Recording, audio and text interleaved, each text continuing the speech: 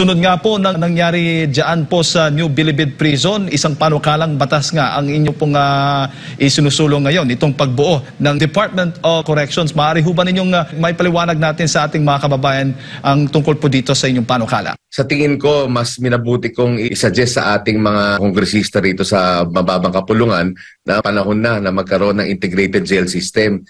Kasi maraming naguguluhan talaga sa sistema ng ating jail system sa ating bansa. Pagka na-convict sa Bucor, pagka hindi pa convicted at nakasuhan pa lang sa Bureau of Jail Management Penology sa mga city and municipal jails. Tapos bukod doon, meron pang provincial jails. At meron pa tayong mga ibang jails na tulad ng custodial service ng PNP at iba pang mga ahensya na may ganyan ding sistema.